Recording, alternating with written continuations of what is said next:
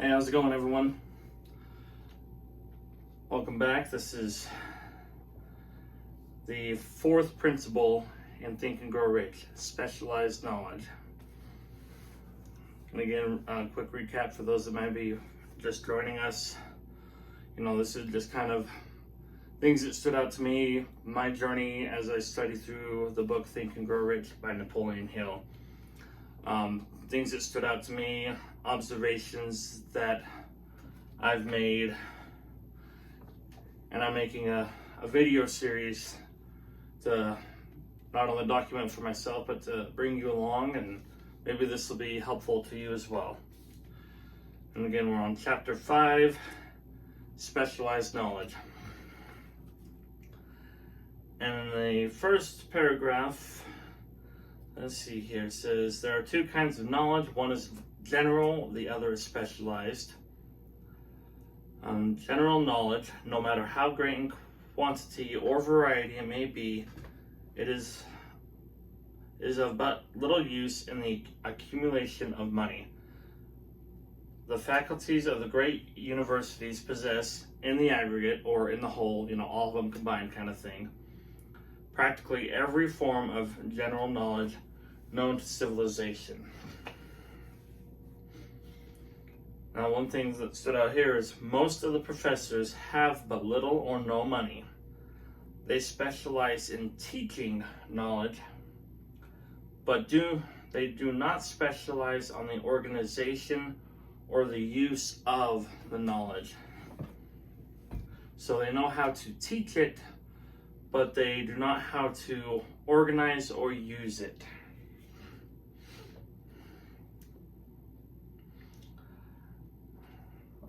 Skipping down here.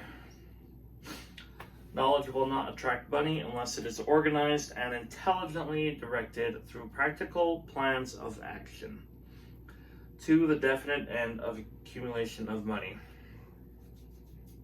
Excuse me.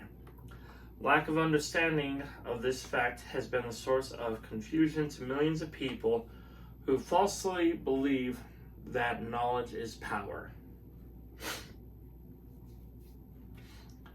Now, I've heard that statement many times, knowledge is power.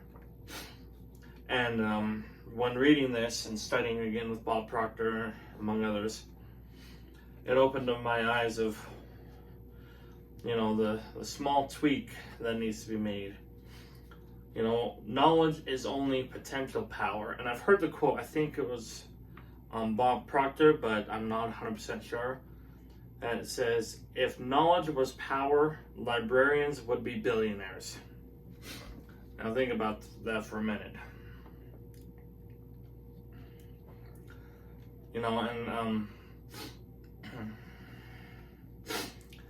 That I also made a video, and I'll link to that somewhere in here. I made a video called Sometimes There's Value in Free. And it kind of talks about how there are a lot of free resources available that can be very valuable, but often we don't take advantage of them or we discredit them because they are free. And again, I'll link to that video up here. So getting back here, missing link. The missing link in all systems of education known to civilization today may be found in the failure of educational institutions to teach their students how to organize and use knowledge after they acquire it. So to not only teach them the knowledge, say here you go, but then how to organize it and how to use it once they acquire it.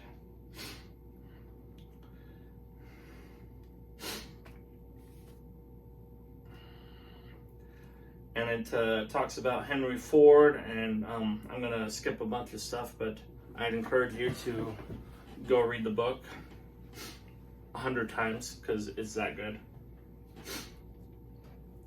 And it's talking about education. The word education is derived from the Latin word educo, meaning to educe or to draw out or to develop within. An educated man is not necessarily one who has an abundance of general or specialized knowledge. An educated man is one who has so developed the faculties of his mind that he may acquire anything he wants or its equivalent without violating the rights of others.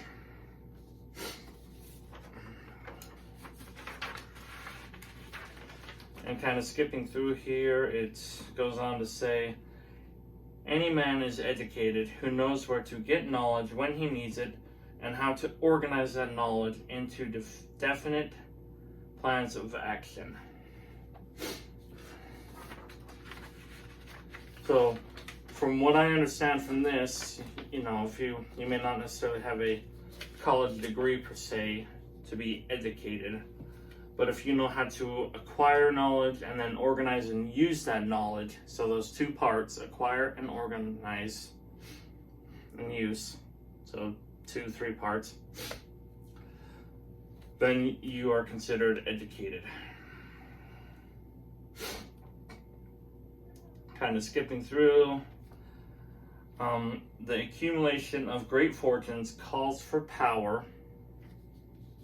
Remember we said knowledge is potential power?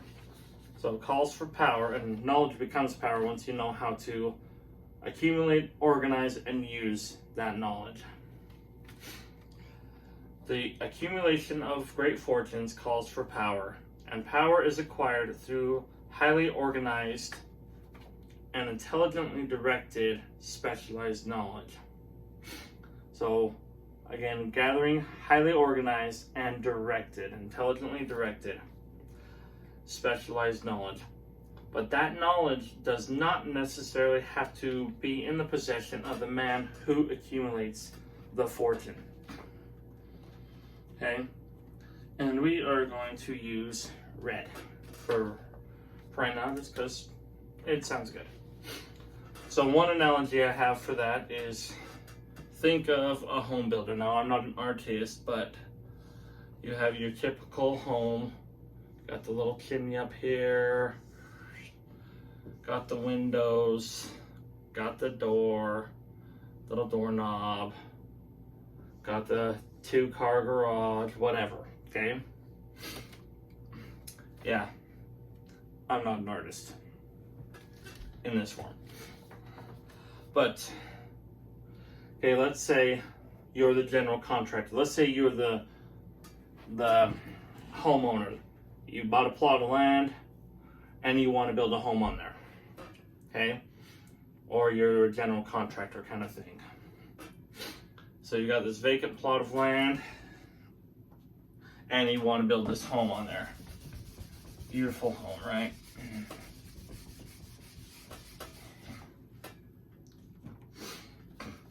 Okay, so what do you need? You need electrical, you need plumbing, you need framing, you need paint, you need concrete,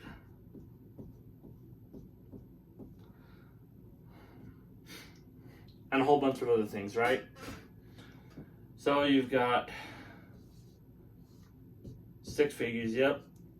Your electrician, you've got your home decorator, you've got your landscaper, okay?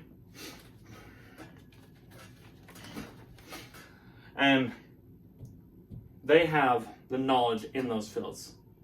They have the specialized knowledge. And you're up here, you are the contractor, you are the homeowner.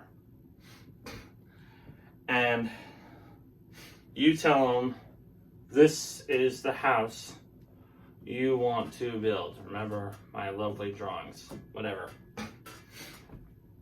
Okay?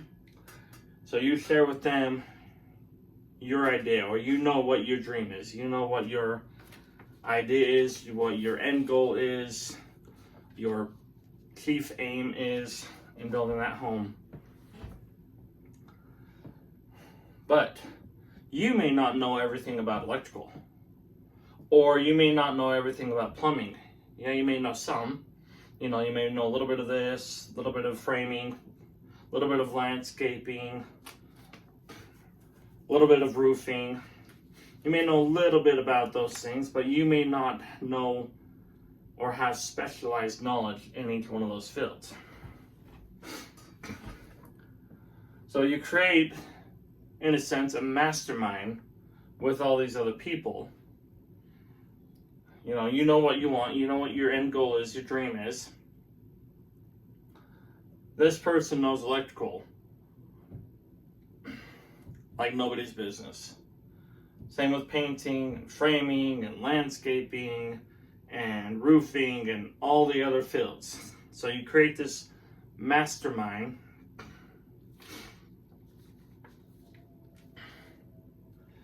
in order to accomplish your goal.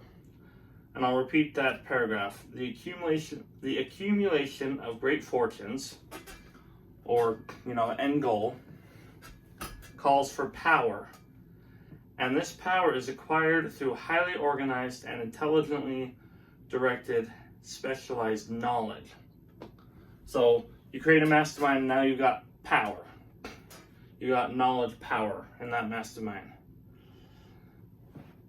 Power is acquired through highly organized and intelligently directed specialized knowledge. But that knowledge does not necessarily have to be in the possession of the man who accumulates the fortune. So all this knowledge doesn't have to be in this person's mind, but because he's created this mastermind and created this power, he's able to accumulate this fortune, this end goal.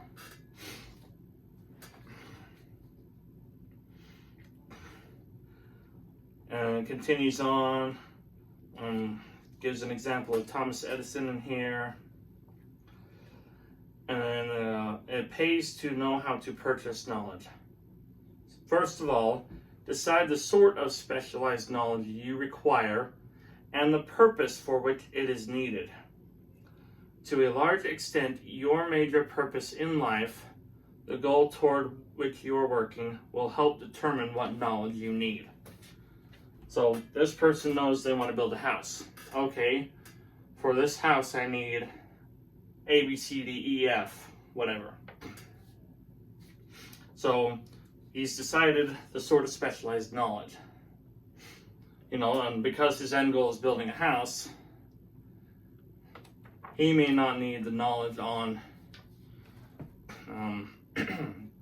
building an engine, per se, or whatever. Building a computer. Yes, some of the principles might be kind of similar, when you get down to the basics, whatever, but different end goals calls for different specialized knowledge.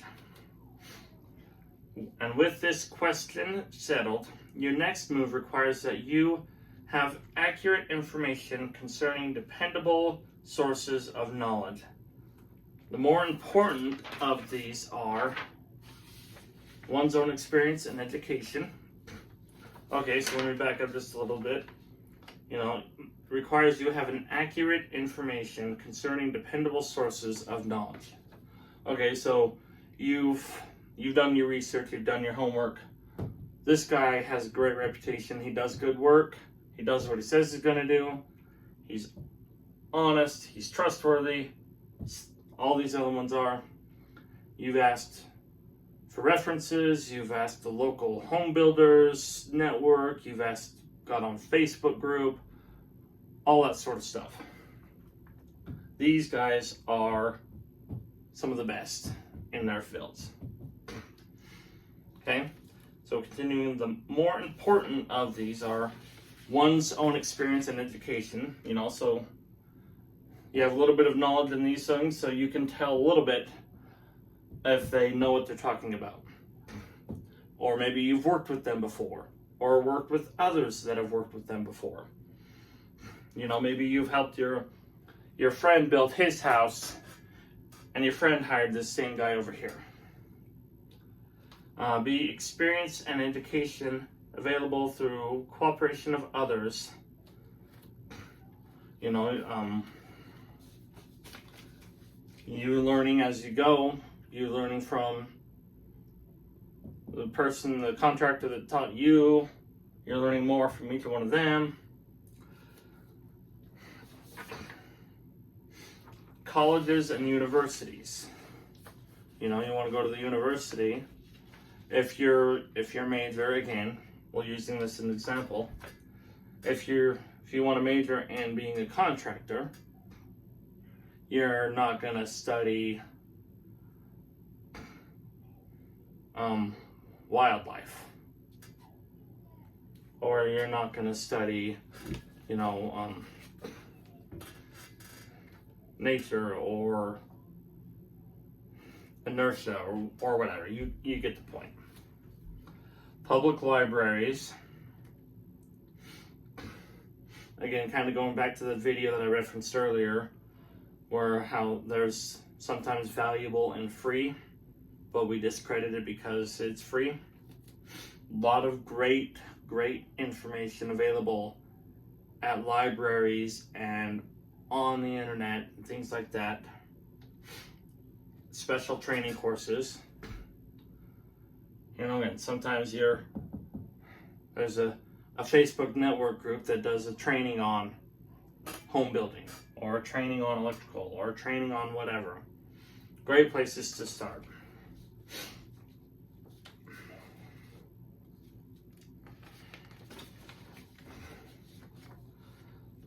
Let's see here. As knowledge is acquired, it must be organized and put into use for a definite purpose through practical plans. Knowledge has no value except that which can be gained from its application towards some worthy end. This is one reason why college degrees are not valued more highly. They represent nothing but miscellaneous knowledge. So again, if you had a big pile of electrical cables, call that your knowledge, big pile of electrical cables, and it's just sitting there. You go to Home Depot and walk down the electrical aisle. It's there, it's great. You can go get it. But it's not doing much good right there, right? Until it is properly directed and put to use, it's not going to do a whole lot of good sitting on the shelf at Home Depot. You'll go buy it and then bring it home and put it in your garage, and it'll sit there. Same with paint or plumbing or concrete or framework, whatever.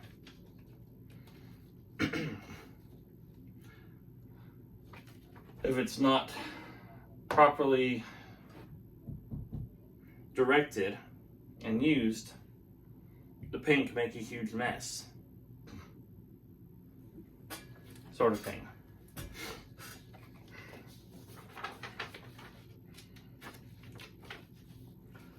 And again, kind of going back to it, anything acquired without effort and without cost is generally unappreciated, often discredited. So let's say I won a $500 gift certificate to Lowe's or whatever. Let's say somebody gave me a truck full of lumber. If I didn't know what it was or have the knowledge and know how to use it, it would just pile up in my garage or the side of the house. A lot of great knowledge, a lot of great lumber, but if I don't know how to use it and build a house to build my end goal, then it's not going to do a whole lot of good. It'll just end up sitting on the side of the house and getting weathered and rotted. Same thing with, especially if it's free. Oftentimes, And oftentimes, unfortunately, because it's free, we don't give it as much value. Yeah, I got it for free. Oh well, who cares if it rots? We have libraries all around us. A lot of great information there. But because it's free, oh, it must not be valuable. No, there's no value in that. We oftentimes automatically discredit it because it's free.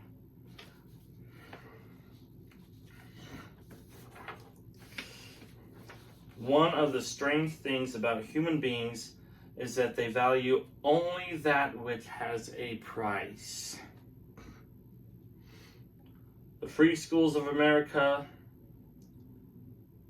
and the free public libraries do not impress people because they are free.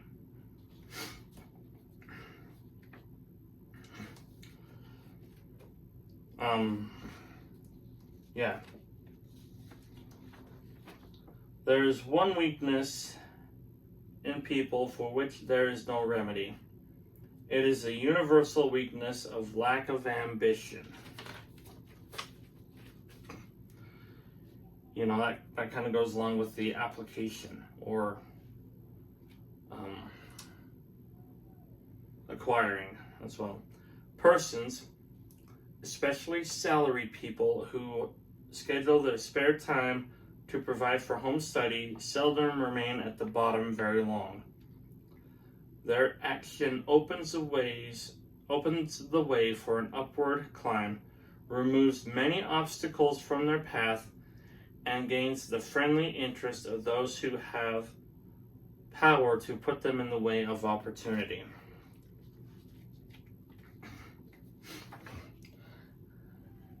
Again, lack of ambition, if you have all these resources available to you, if I'm this guy up here and I've got all these resources available to me, but I don't put in the effort to utilize these resources, then my house is never going to get built.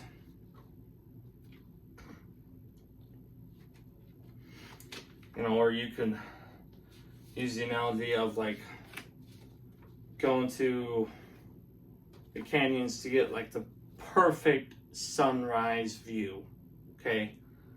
It's perfect, famous all over the world, place to get beautiful sunrise view.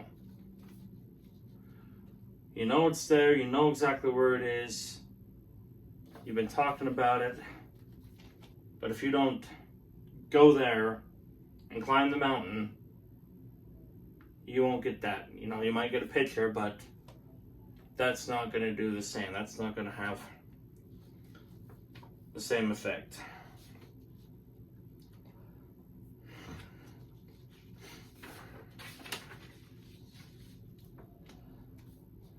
Again, same with specialized knowledge, going back to that. There's a lot of resources out there, public libraries, courses, whether free or paid. Again, talked about in that video that I'll link. If you don't take advantage of those and utilize those, then they're not gonna do any good.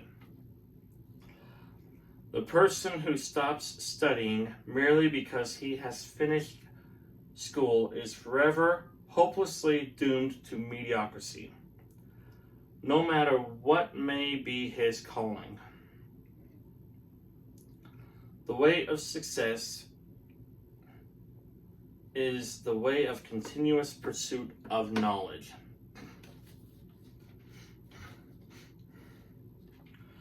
So just because you finished school doesn't mean that you should stop pursuing knowledge. Now that doesn't necessarily mean going back to school or going to 20 years of college or whatever, and certainly not knocking it by any means. But reading good books, listening to podcasts, going to the libraries, even material you've read 50 times.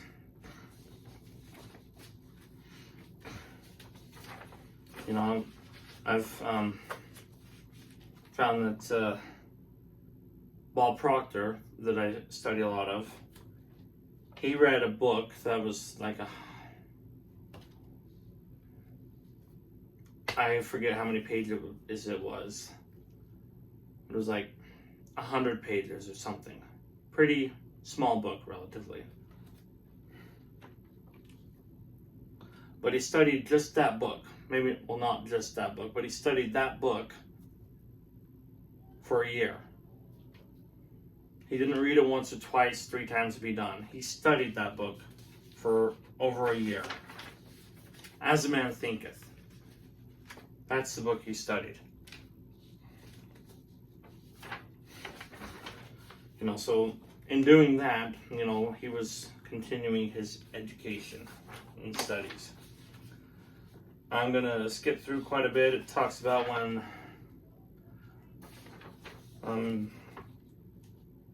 Mr. Ford was, let's see here.